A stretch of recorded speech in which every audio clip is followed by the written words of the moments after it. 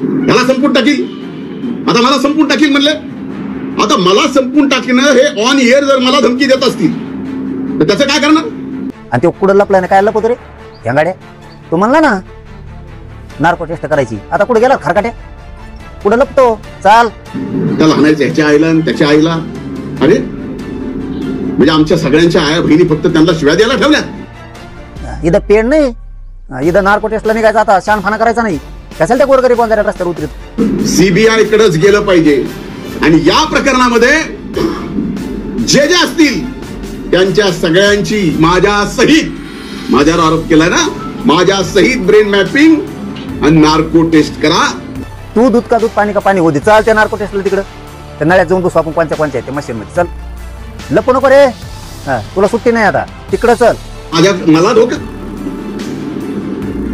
माझ्याकडून त्यांना धोका काय? माझं त्यांचं बांधाला बांध आहे. माझं त्यांचं वैर काय? माझं त्यांचं वैर एवढंच आहे की तुम्ही ओबीसीच्या आरक्षणाला धक्का लावू नका. नाही, चौकशीला त्याला सुद्धा आणलं पाहिजे, त्या धन्या मुंड्याला सुद्धा, कारण त्यांनीच हे घडून आणलेले. कारण एक मी खोटं करत नाही. अजय दादा, तुमच्या माहितीसाठी तुम्हाला म्हणून सांगतो, तुमचं काही भाषण असतं बघा. आणि ह्या सगळ्या गोष्टी मनोज जरांगेजी फार महागात पडणार. कर्मा रिपीट्स. जेवढं तुम्ही खोटं कराल तेवढं खोटं तुमच्या विरोधात सुद्धा फिरेल, हे लक्षात ठेवा. गेली 30 वर्ष मी सामाजिक आणि राजकीय जीवनात आहे. आणि जसं जमेल तसं समाजातील विविध घटकाची जेवढी कामं आपल्याला करता येतील तेवढी कामं करत आज इथपर्यंत आलो आहे. खरं तर स्वर्गीय गोपीनाथरावजी मुंडे साहेबांची आणि स्वर्गीय अण्णांचे संस्कारातून मी या ठिकाणी घडलो आहे. जात पात धर्म पाळायचा नाही ही शिकवण मला स्वर्गीय मुंडे साहेबांनी आणि अण्णांनी दिलेली आहे.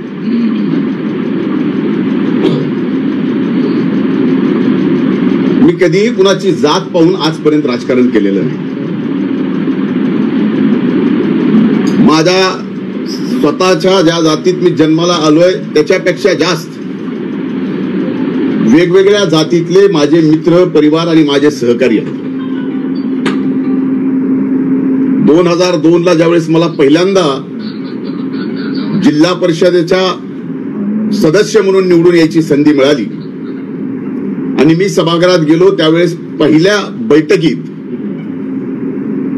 मराठा समाजाला आरक्षण मिळालं पाहिजे असा ठराव बीड जिल्हा परिषदेमध्ये मी घेतला. आणि महाराष्ट्रातली ती पहिली जिल्हा परिषद होती की ज्यामुळं त्या एका ठरावावर राज्यातील वेगवेगळ्या जिल्हा परिषद, नगरपंचायत, नगरपालिका, महानगरपालिका, पंचायत समिती, ग्रामपंचायतीपर्यंत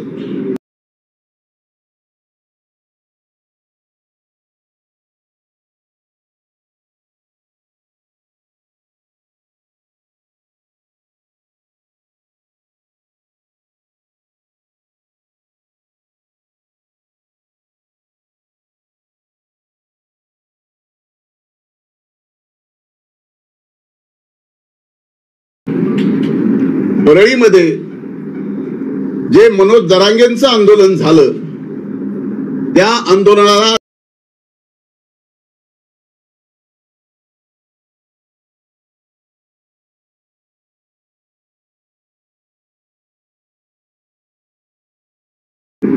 माझ्या सर्व सहकार्याने केली. समाजाच्या लढ्याचे नेतृत्व करणारे त्या काळात स्वर्गीय अण्णासाहेब जावळे, स्वर्गीय विनायकराव मेटे, छत्रपती संभाजी महाराज यांच्या सोबत खांद्याला खांदा लावून मराठा आरक्षणाच्या लढाईत मी उतरलेलो आहे. जगात 58 मराठा लाख मराठाचे मोर्चे निघाले, एक आदर्श जगात घडवला. त्या मोर्चामध्ये मुंबईच्या मोर्चात मला सहभागी होता आलं आणि त्या मोर्चामध्ये जर बोलायचं असेल तर बोलण्याची संधी सुद्धा त्या ठिकाणी मला दिली गेली होती. मी 5 वर्ष राज्याचा विरोधी पक्ष नेता म्हणून काम केलं.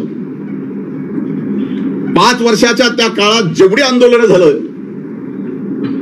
तेवढे दिवस मी सभागृह बंद केलं आणि नुसतं सभागृह बंद केलं नाही तर नरड्यातून रक्त पडेपर्यंत मराठा समाजाला आरक्षण मिळालं पाहिजे याच्यासाठी आवाज उठवला, सभागृहात उठवला आणि त्याचे पुरावे आजही विधिमंडळात. आणखीन एक महत्वाची गोष्ट सांगतो. नगर जिल्ह्यामध्ये एक बलात्कार झाला होता कोपर्डीला.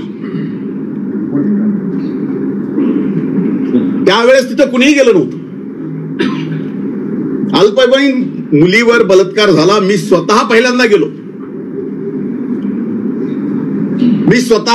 गेलो. अधिवेशन चालू होतं दुसऱ्या दिवसापासून. ते सर्व आरोपी अटक करेपर्यंत अधिवेशन सुद्धा चालू दिलं नाही. ही मराठा समाजाच्या प्रती आमची प्रामाणिक निष्ठा आहे.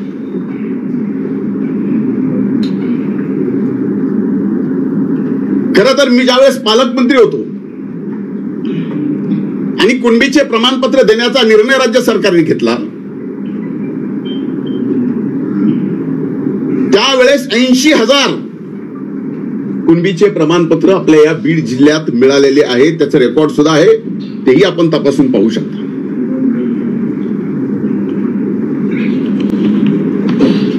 मंत्री म्हणून मला ज्यावेळेस त्यांचं उपोषण सोडायला लावलं मनोज जरांगेंचं, त्यावेळेस माझ्या हाताने त्यांनी एकदा उपोषण पण सोडले. तसं माझं त्यांचं काही वैर नाही. जीवनामध्ये कधीच 17 तारखेची सभा सोडता मनोज जरांगेच्या विरोधात मी एका शब्दानेही बोललेलो नाही, एक आरोपही केला नाही. आणि अशा परिस्थितीमध्ये एकीकडे आपण सर्व समाजाला 18 पगड जातीला बहुजन समाजाला सोबत घेऊन जात असताना हा व्यक्ती कसाच आता आवरत नाही. म्हणून यालाच पूर्णपणानं राजकीय सामाजिक एवढंच नाही तर मनोज जरांगेंना वाटतं की धनंजय मुंडे या पृथ्वी तलावरच नसावा.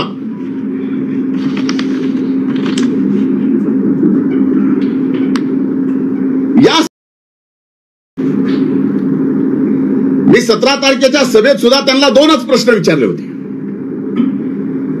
त्या 2 प्रश्नाच्या उत्तर आतापर्यंत या ठिकाणी मिळालेले नाहीत. माझी विनंती आहे माध्यमांना की हे 2 प्रश्न पुन्हा एकदा आपण विचारा.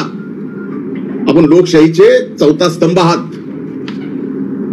मी पहिला प्रश्न विचारला होता की मराठा समाजाला खरंच ओबीसी मध्ये जाऊन फायदा आहे का ईडब्ल्यूएस मध्ये जाऊन फायदा आहे.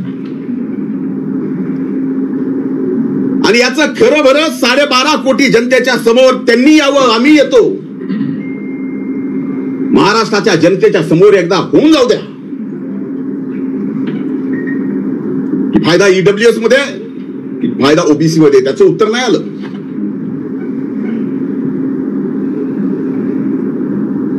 आणि दुसरी विनंती केली होती, तो ओबीसीचा एल्गार मेळावा होता, ओबीसीच्या आरक्षणाला धक्का लागणार नाही यासाठी होता. आणि त्यात मी विनंती केली होती की छत्रपती शिवाजी महाराजांनी स्वराज्यामध्ये त्या काळात जो गावगाडा उभा करून दिलेला, जे गावकुस घालून दिलेलं आहे, आज मागच्या 2 वर्षापासून ते बिघडलंय. एका जातीचा मित्र दुसऱ्या जातीचा हे मित्र आता 2 सख्खे भाऊ एका मायबापाचे लेकर जर विचार बदलले आणि जरांगेच्या विचाराचा असला तर त्या सख्ख्या भावाला सुद्धा सख्खा मानत नाही. अशी वाईट परिस्थिती या महाराष्ट्रात, शिवशाहू फुले आंबेडकरांच्या या महाराष्ट्रात, या पुरोगामी महाराष्ट्रात हे वातावरण कुणी तयार केलं. आणि त्या सभेत मी बोललो होतो की आता हे आपल्याला सर्वांना एकत्रित येऊन गावागावातला निर्माण झालेला सामाजिक तडा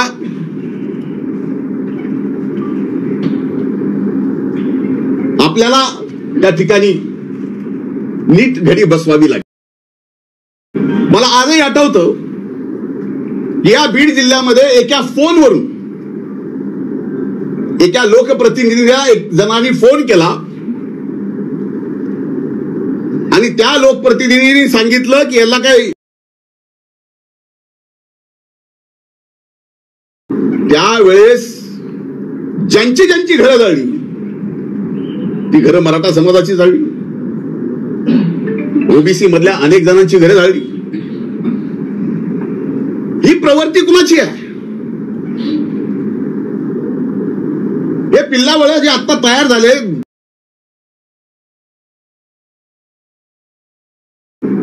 आम्ही तर असं केलं नाही. जर आम्हाला कुणी शिव्या जरी दिल्या तरी आम्ही गप्प बसलो. अरे माझे तर तलवारीनं मला मारायला आलेले ज्यावेळेस लक्षात आलं, दुसऱ्या दिवशी माझ्या घरी आले, मी त्यांची गळा भेट करून बसून त्यांना चहा पाजला.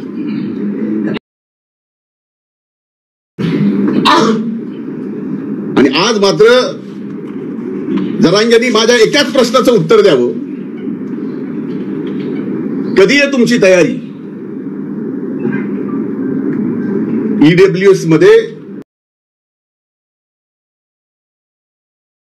तारीख तुम्ही सांगा, जागा तुम्ही सांगा, अख्खा महाराष्ट्र बघेल आणि एकदा दाखवून देऊ की ईडब्ल्यूएस मध्ये जास्त मिळतं, ओबीसी मध्ये जास्त मिळतं. आणि आता मात्र मारणाराच्या अशा पद्धत तुम्ही हक्यांना मारलं. मारामारीची प्रवृत्ती कुणाची आहे? तुम्ही वाघमाऱ्यांना मारलं, तुम्ही कर्नलला मारलं. अशा किती उदाहरणं देऊ की तुम्ही एवढ्या सगळ्या लोकांना मारलं आणि आता मात्र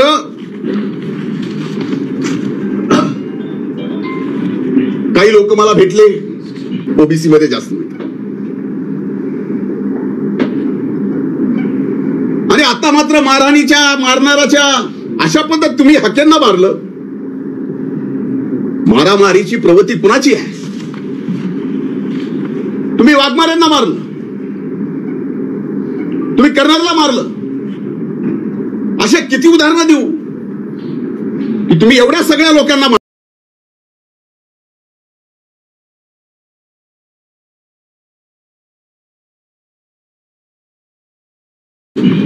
'मी कट केला, मी त्याच्या पाठीमागे, माझ्या जीवाला धोका आहे. आता इथं परळीची मला धोका,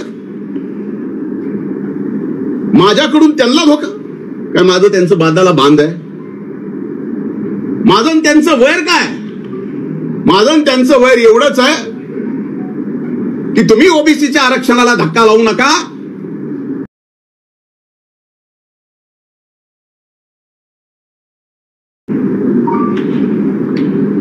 दोन दिवसांनी निवडणुकीच्या तोंडावर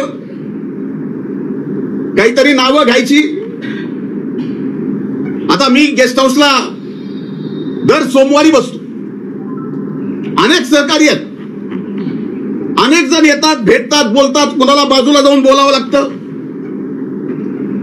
आता जे अटक केले त्यापैकी कुणी मला भेटला असेल, बाजूला जाऊन बोलला असेल. मी सामान्य सरळ माणूस आहे आणि भेटल्याने बाजूला बोलल्याने मला कळत नाही ह्याच्यात कुणी कसला कट रचला जातो का. त्यांना पाठवून, ते त्यांचेच कार्यकर्ते आहेत ना. अटक झालेले कार्यकर्ते त्यांचेच, बोलणारे कार्यकर्ते त्यांचेच, कबुली जबाब देणारे कार्यकर्ते त्यांचेच, आणि आरोप मात्र पूर्ण माझ्यावर करतात. आणि अशा बाबतीत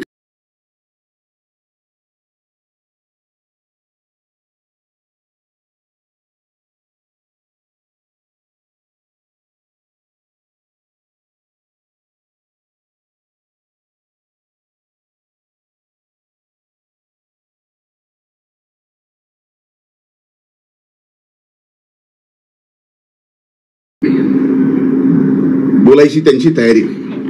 माझं तर म्हणणं आहे की या प्रकरणामध्ये आता महाराष्ट्र पोलिसांनी मनोज जरांगेंना धमकी आहे, मी त्यांना काही करायचा प्रयत्न करतोय असं जर चाललं असेल तर माझी आजच्या या माध्यमातून तुमच्या सर्वांच्या माध्यमातून मागणी आहे की या सर्व प्रकरणाची चौकशी ही आता महाराष्ट्र शासनानं नाही तर सीबीआयनीच केली पाहिजे.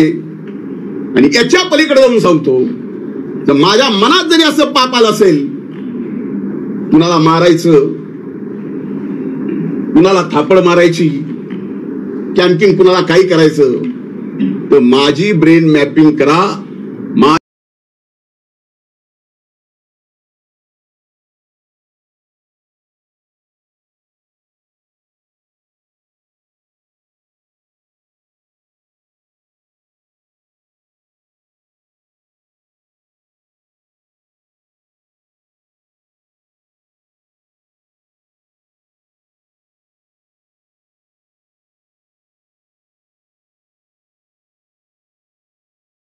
उठायचं आणि एखाद्याला बदनाम करायचं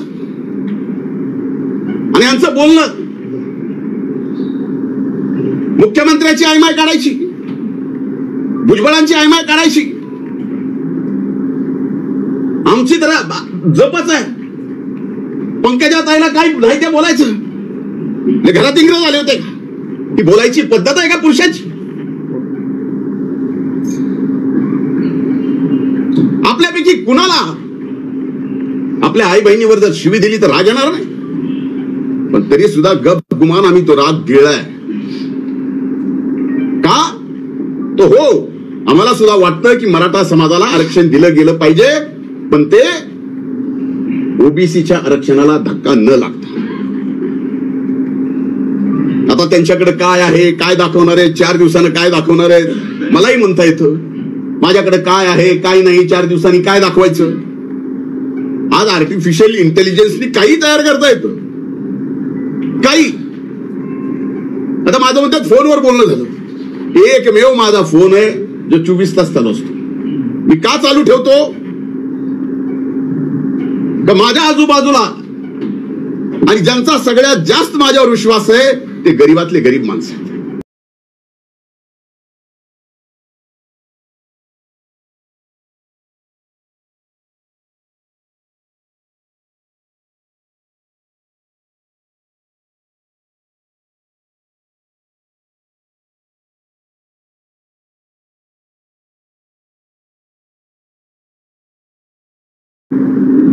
त्यांना संपवण्याच्या ह्याच्या संबंधित बोललो कशासाठी आणि ह्या सगळ्या गोष्टी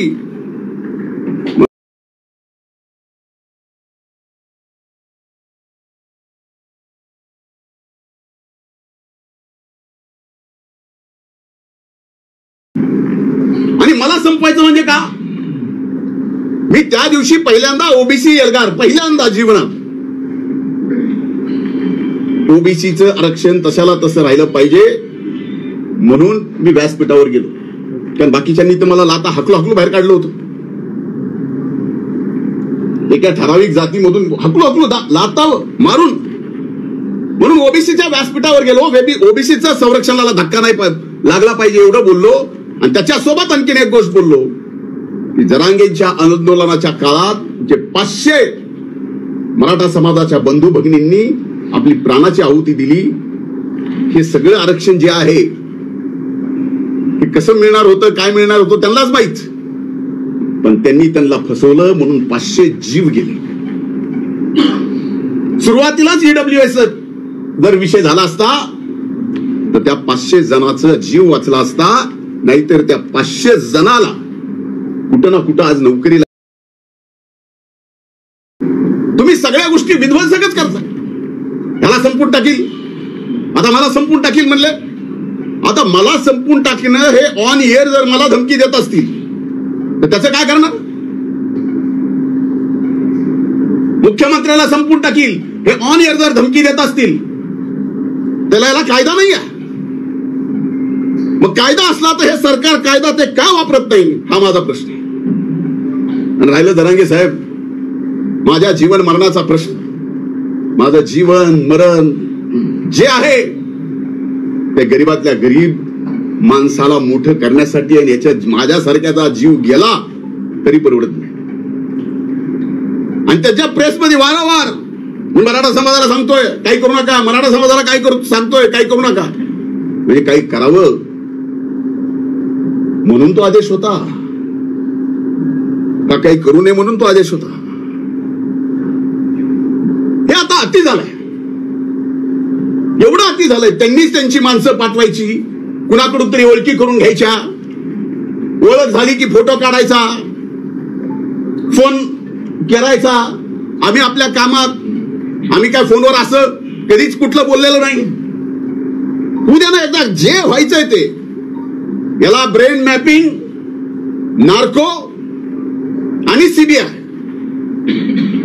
आणि मी माननीय मुख्यमंत्र्याला आज या प्रेस कॉन्फरन्स म्हणून विनंती करतोय की काहीही करून या प्रकरणाची चौकशी सीबीआय कडेच गेली पाहिजे. त्याच्याशिवाय आता हा धनंजय मुंडे ही स्वस्थ बसणार नाही आणि स्वस्थ बसू देणार पण नाही. आमच्या सारख्याला संपवलं निघाले केले काय? आरक्षणाची बाजू घेतली, 25 वर्ष लढलो आणि 25 वर्ष आरक्षणासाठी लढल्यानंतर आज एका व्यक्तीच्या प्रवृत्तीमुळे माझ्यावर ही वेळ यावी. त्यांच्या विरोधात कुणीही बोललं, हक्के बोलले की हक्याला मार, वाघमारे बोलले की वाघमारेला मार, कर्नर बोलले की कर्नरला मार. दादागिरी कुणाची आहे? समाजामध्ये अंतर कुणी पाडलं? अंतरवेलीतूनच पडलं ना. त्यामुळे अशा खोट्या नाट्या केसेस करून तुम्हाला जर वाटत असेल की या बहुजन समाजाचा, ओबीसी समाजाचा माझ्यासारखा एक कार्यकर्ता गप राहील, असं नाही. तुम्ही जरा तुमचं मागून बघा. तुमचे मेहण्याचे वाळूचे ट्रक किती पकडले? मी आता सरकारला विचारणार आहे काय त्यात ऍक्शन झाली. एका सामान्य साधा जर एखादा वाळूचा व्यावसायिक असेल त्याला एनपीडे मध्ये घालतात. यांची यादी सरकारला देऊन सरकारने काय केलं हेही मला विचारावं लागणार आहे. पण माझ्या आई वडिलांनी कुणाला असं पुढे करून आणि तसं पुढे करून कुणाला संपवायचं कधीच कुणाला शिकवलेलं नाही. माझं तोंड वैद्यनाथाच्या प्रभूकडे आहे. विनाकारण असले खोटारडे ज्याला काही अर्थ नाही असे आरोप तुम्ही माझ्यावर करून समाजात संपवायचा प्रयत्न कराल, जीवनातून उठवायचा प्रयत्न कराल. जरांगे असं करू नका. आपलं वैर काय आहे?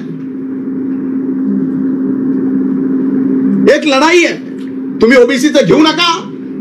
तुम्हाला जे पाहिजे ते ईडब्ल्यूएस मधून घ्या किंवा आणखीन कुठलं घ्यायचंय ते घ्या. ते 10% सुद्धा टिकलंय राज्य सरकारने दिलेलं. आता ते आरक्षणावर बोलत नाहीत. त्यांना आता शेतकरी नेता व्हायचंय. त्यांच्या दृष्टीने आता 500 मराठा समाजाचे बंधू भगिनी गेल्या त्याचं दुःख नाही आहे. त्यांना नसलं तरी आम्हाला आहे, सरकारलाही आहे. पण अशी थोतांडगिरी करू नका. तुम्हाला एका समाजाने डोक्यावर घेतलंय. आजही त्या समाजाला वाटतं की आपलं काहीतरी चांगलं होईल. समाजाला वाटतं, मला नाही. आणि कृपा करून मी जे 2 प्रश्न विचारलेत, कधी, कुठं, कसं, या एकदा समोर. ओबीसी का ईडब्ल्यूसी? तुम्ही तर आता ओबीसीला मारता म्हणला. ते म्हणले धन्याचं बीज ठेवायचं नाही. ही धमकी नाही. ऑन इयर धनंजय मुंडेचं बीज सुद्धा ठेवायचं नाही. ही ऑन इयर धमकी कुणाला दिली? वंजारी जातीचं बीज सुद्धा ठेवायचं नाही. एका जातीला ऑन इयर धमकी कुणी दिली? ओबीसीचे सगळे बीला बी या महाराष्ट्रातून उपटून टाका. धमकी कुणी दिली? जरांगे, जर सगळंच अधिकार तुमच्याकडे आहेत आणि सरकार जर तुमचंच ऐकत असेल तर या अख्ख्या ओबीसी समाजाला गोळ्या घाला.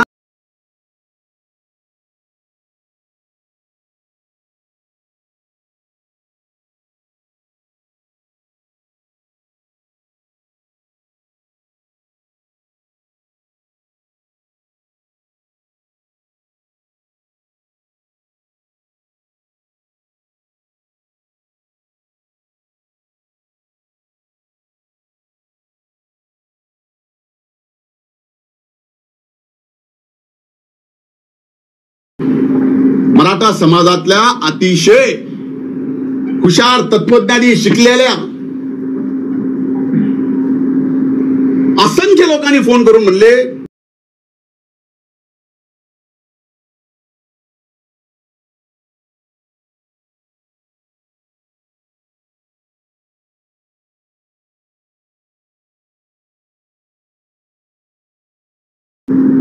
एकीकडे आम्ही सुद्धा इतर समाजाचे असून मराठा समाजासाठी लढलो आणि आज जर कुठं काय मिळत असेल आणि ते मिळत असतील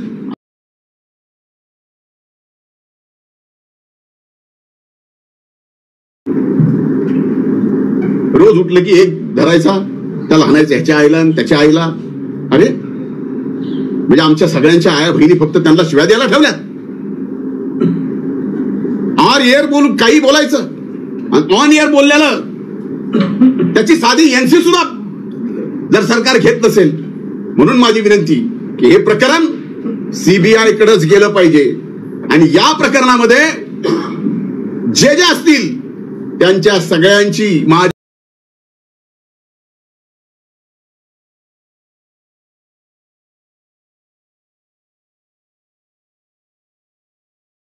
विनाकारण एकदा एखादी 15 मिनिटाची प्रेस घेऊन एखाद्या व्यक्तीचं 30 वर्षाचं संबंध राजकीय आणि सामाजिक काम तुम्ही संपवायला निघाला असाल. आता जनता सुद्धा दूधखोडी राहिलेली नाही. तुमचंही काय चाललंय काय नाही बुडाखाली काय चाललंय कुठून काय चाललंय कसं काय चाललंय. आम्ही 5 वर्ष विरोधी पक्ष नेते होतो. आम्हालाही बऱ्याचशा गोष्टी असं काही कारण नाही समजायला की आमच्याकडे नाही. आम्ही शांत आहे. आम्हाला सबंध समाज एकत्र करायचा आहे. पुन्हा या महाराष्ट्रात शिवछत्रपती शिवाजी महाराजांचा तो गावकूस उभा करायचा आहे. म्हणून आम्ही दम धरलेला आहे. मला एवढंच बोलायचं होतं. माझं निवेदन संपलंय. धन्यवाद. भाऊ, यामध्ये त्यांनी वेगवेगळे आरोप केले. तर काही लोक नेमून गाडीमध्ये रेकॉर्डिंग करणं किंवा गाडीचं लोकेशन ट्रेस करणं असे देखील प्रकार केले जातात असं देखील त्यांनी आरोप केले. आता मला सांगा की कुणाच्या गाडीचं लोकेशन ट्रेस करणं मला बंद पडलंय. मला काय बंद आहे कुणाच्या गाडीचं लोकेशन ट्रेस करायचं. माझं काही तेच काम आहे. हे ह्याला आरोप मानतात ही थोतांडगिरी आहे. मी कुणाच्या तरी गाडीत मोबाईल टाकतो. अरे एवढे मोबाईल आहेत होय माझ्याकडेच का मोबाईलची फॅक्टरी आहे. अर्थहीन बोलायचं माध्यमांनी घ्यायचं चालवायचं टीआरपी मिळते. आता माझ्या प्रश्न आणखीन मिळेल. कुणाला सोडलं तुम्ही कुणालाच नाही.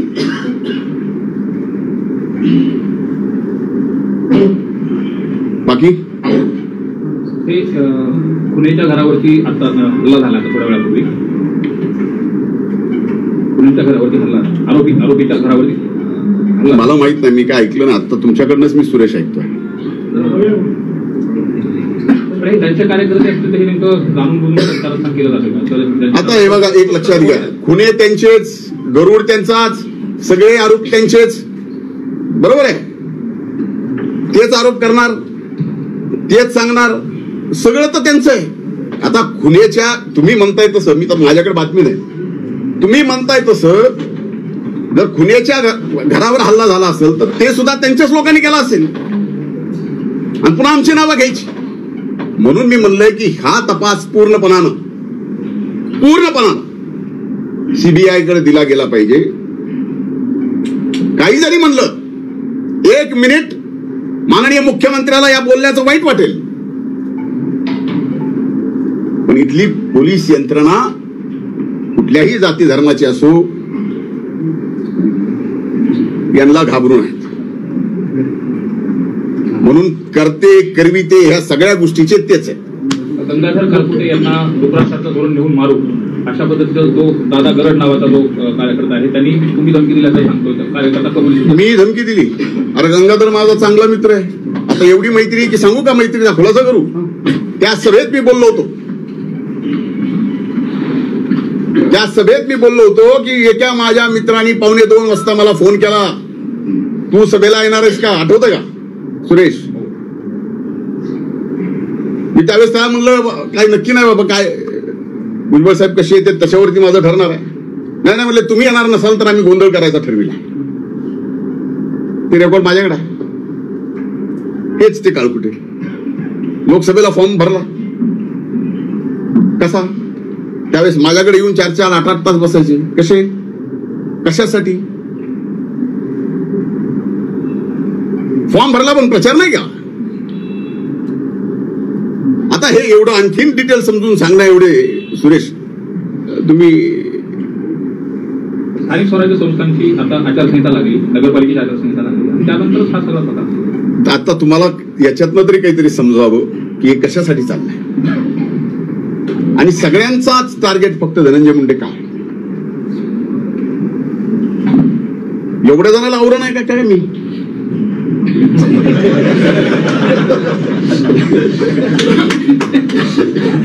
कमाल. आता मला त्या दिवशीच्या सभेत मी ईडब्ल्यूएस ओबीसीचा मुद्दा काढला, त्याच्यामुळे राग आला. त्या चष्मा पाठवला नाही त्याच्यामुळे राग आला.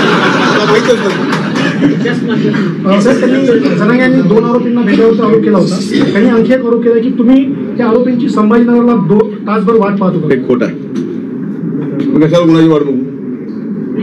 मुख्यमंत्री व मंत्रिमंडळातील जे मंत्री आहेत त्यांना सुद्धा तुमच्यापासून धोका आहे असा आरोप तुमच्यावर केला. माझ्यापासून सगळ्या पृथ्वी तलाला धोका आहे असं समजा. मी काय कोविड व्हायरस झालो का काय अचानक? काय चाललंय? हे आरोप आहेत. हे काही मंत्र्यांना सुद्धा माझ्यापासून धोका. अजब आहे. साहेब आता या प्रकरणी तुम्ही काही मानायचा दावा काही करणार आहात का जरांगे पाटलांना? मी वकिलांशी चर्चा करून त्या निर्णय करणार. मनोज जरांगे त्यांची गावठी भाषा किंवा गावाकडची भाषा या नावाखाली मुख्यमंत्री असतील, मंत्रिमंडळातील सदस्य असतील, तुम्ही असाल किंवा इतर कोणी त्यांना घालून पाडून शिवराळ शब्दात बोलतात. तरी पण त्यांच्यावर आजपर्यंत कधीही कारवाई केली गेली नाही. त्यांना स्पेशल व्हीआयपी ट्रीटमेंट सरकार देतंय का? मी तेच तुम्ही प्रश्न उपस्थित करायच्या अगोदरच हे विषय बोललो. मी स्वतःच प्रश्न विचारलाय की ऑन एअर जर ते मान्यवर कॉन्स्टिट्युशनल पोस्टच्या तिथं बसलेल्या मुख्यमंत्र्यापासून, उपमुख्यमंत्र्यापासून, मंत्र्यापासून आमच्या सगळ्यापर्यंत कुणाची आयमाय काढायची ऑन एअर आणि त्यात सरकार काय करणार नाही?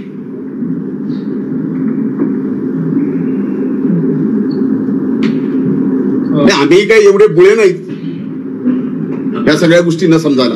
मंत्रालयामध्ये 75% हे वंजारा समाजाचे अधिकारी चांगले आहेत, पण 25% अधिकारी हे तुमच्या ऐकण्याचे आहेत असा जरांगे पाटलांचा. बरं 75% तरी चांगले म्हणले, त्यांचे त्याबद्दल आभार.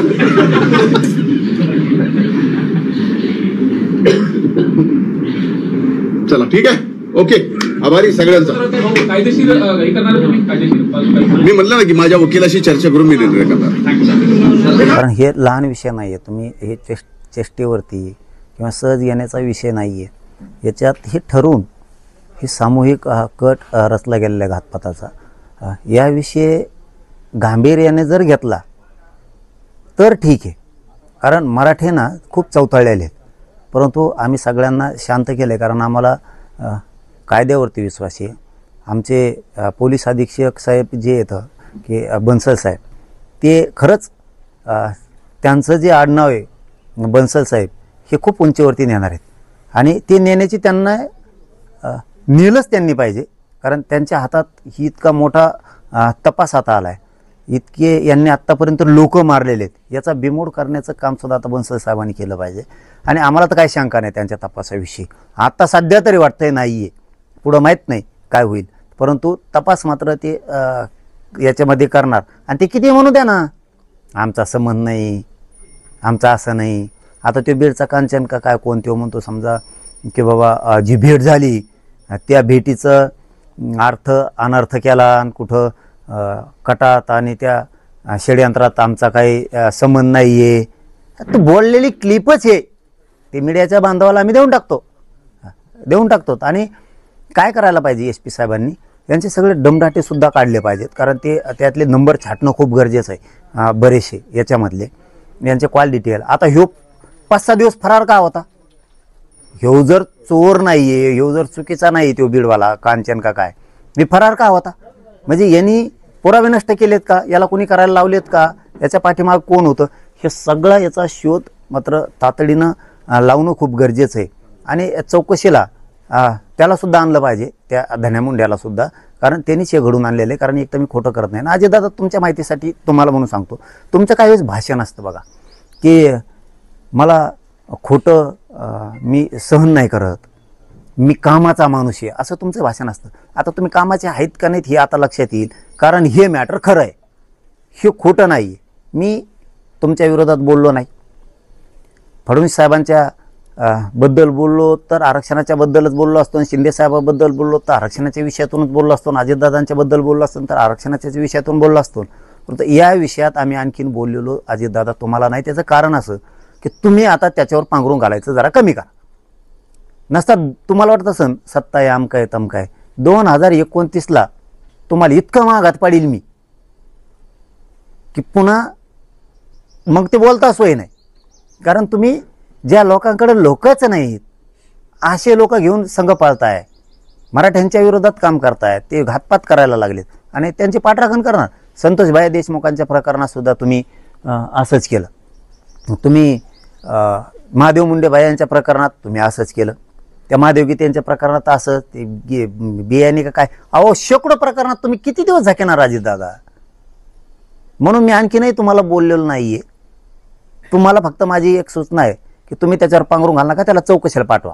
आणि ते कुठं लपलाय ना, काय लपवतो रे ह्या गाड्या, तू म्हणला ना नार्को टेस्ट करायची, आता कुठे गेला खरकाटे, कुठं लपतो, चाल इथं पेड नाही, इथं नार्को टेस्टला निघायचं, आता शानफाना करायचा नाही. कशाला त्या गोरगरीब वंजाऱ्याला रस्त्यावर उतरतो, तू पाप करणार आणि त्यांना फेडायला होतो का, आता ओबीसीला मध्ये आणतो कशाला, याचा अर्थ तू त्यांना रस्ता रोक करायला लावला, याचा अर्थ तू दोषी.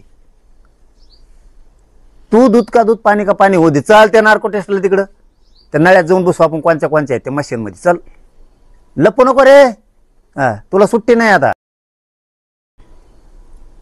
मी माझ्या मराठा समाज इतका चौतळ्याला असून शांत केलाय, कारण इथं आता दूध का दूध, पाणी का पाणी होणार आहे. तू अर्ज लवकर कर, तुला सांगतो, लपू नको तिकडं, अजितदादाच्या पदराच्या आडूंगी इकडं अर्ज कर, नार्को टेस्टल कर, चल लवकर. आमदार धनंजय मुंडे यांना चौकशीला आणा, नसता महागात पडेल, असा इशारा मराठा आंदोलक मनोज जरांगे पाटील यांनी उपमुख्यमंत्री अजित पवारांना दिलाय. आंतरवाली सराटी येथे पत्रकारांशी बोलताना धनंजय मुंडे यांची पाठराखण करण्याच्या भूमिकेवरून जरांगे पाटलांनी उपमुख्यमंत्री अजित पवार यांनाही थेट लक्ष केलंय. ते पुढे म्हणाले की तुम्ही किती दिवस पदराआड लपणार, तो आमचा घात करायला निघालाय, त्याला ओबाळीता चाबाळता का. मला यात राजकारण आणायचं नाही, हे पाप तुमच्यासाठी चांगलं नाही दादा. हे प्रकरण खूप मोठं आहे, हा लहान विषय नाहीये, चेष्टेवर घेण्याचा हा विषय नाही. सामूहिक कट रचला गेलाय, मुख्यमंत्र्यांनी याकडे लक्ष घालणं गरजेचं आहे. जरांगे यांनी या प्रकरणाच्या तपासासाठी जालना पोलीस अधीक्षक बन्सल यांच्यावर पूर्ण विश्वास व्यक्त केलाय. जरांगे पाटलांनी हत्येच्या कटाचे आरोपी असलेले धनंजय मुंडे यांना थेट आव्हान दिलंय. धनंजय मुंडे यांना सुद्धा चौकशीला आणलं पाहिजे, कारण त्यांनीच हे घडून आणलंय. मी खोटं बोलत नाहीये. नार्को टेस्ट करायची म्हटल्यावर हा खरकटा कुठे गेला.